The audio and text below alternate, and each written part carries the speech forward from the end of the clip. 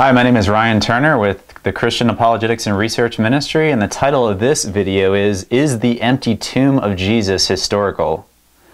Most scholars today argue that the tomb of Jesus was indeed found empty on that first Easter morning.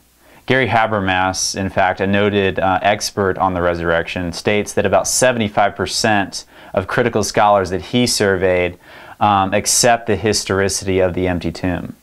So why is the empty tomb historical is a logical question to ask.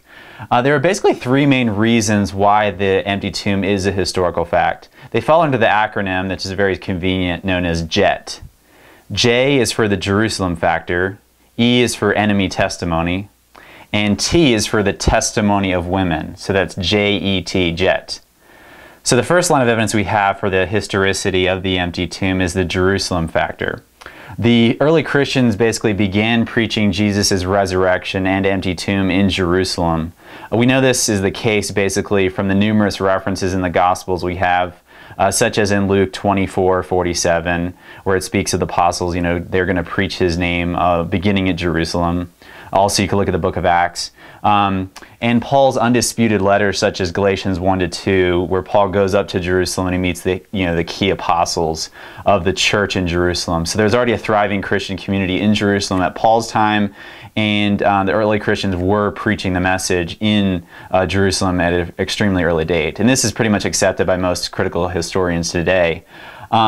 So Christianity really would have had a very difficult time preaching this message of a resurrected Jesus and an empty tomb in Jerusalem if the body of Jesus was in fact still in the tomb. So, they would just, all the disciples or all the critics of Christianity rather would have to do is just pull the body out of the tomb and say, hey, here it is. You guys are having a farce and you're preaching a false message, and let's, squelch this Jesus movement. So the first evidence we looked at was the Jerusalem factor. The second line of evidence is the enemy testimony we have, or enemy attestation. That's the E in the acronym of JET.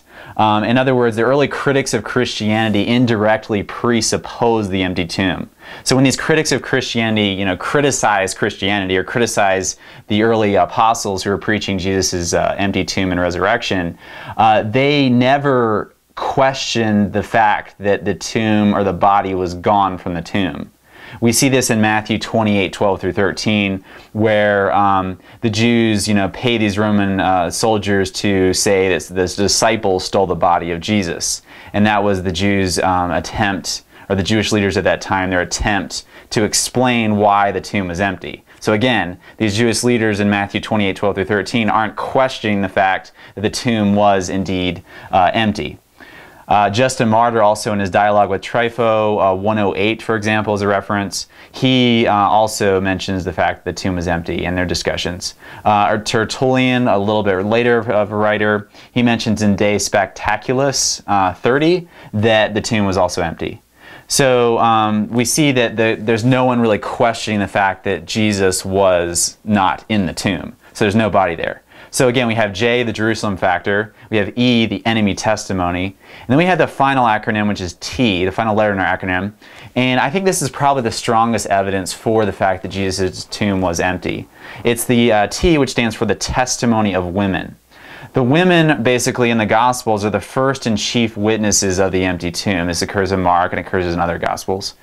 Due to the lack of respect for women in first century Jewish culture, unfortunately, it is extremely unlikely that if the empty tomb was a myth, that the apostles would appeal to women as their chief or first witnesses to that myth. So instead, they would appeal to men as their primary witnesses, namely having, the apostles be the ones who are triumphantly going to the tomb. But instead, the apostles are cowards and the first witnesses are women. So even in the Gospel of Luke, the empty tomb and the appearances of Jesus to the women are seen as nonsense by the disciples. That's in Luke 24, chapter 24, verses 10-11. So I also want to go over some basic quotes from ancient historians that kind of talk about the testimony of women and how it was viewed in antiquity. The following are some interesting quotations basically regarding ancient people's views of women. The first one is from Josephus. He was a historian during the time around Jesus' life, and he wrote a little bit later, actually around 100 AD or so. And this is what he says. He says, "But let not the testimony of women be admitted, on account of the levity and boldness of their sex, nor let servants be admitted to give testimony and account of the ignobility of their soul, since it is probable that they may not speak truth, either out of hope of gain or fear of punishment. That's Josephus in the Antiquities of the Jews 4:8-15. So basically, Josephus is comparing women to slaves, and neither of their testimony could be seen as reliable. Perhaps more interesting is in the Talmud, there's two quotations. The first one says, "Any evidence which a woman gives is not valid to offer. Also, they are not valid to offer. This is equivalent to saying that one who is rabbinically accounted a robber is qualified to give the same evidence as a woman." Let me read that again. That is equivalent to saying that one who is rabbinically accounted a robber is qualified to give the same evidence as a woman. So women's testimony was not valid, were not seen very highly at all. And that's in the Talmud, Rosh Hashanah 1.8. You can also look at another quotation, and this is probably the one that strikes to the heart of it. In the Talmud, it says this, "Sooner let the words of the law be burnt than delivered to women." That's in the Talmud, Sotah 19a. So women's testimony was unfortunately not looked at very highly in ancient history. Therefore, due to the Jerusalem factor, the enemy testimony, and the testimony of women, which form our acronym JET or JET, it is quite reasonable to believe that Jesus' tomb was indeed found empty on that Sunday morning. Thank you.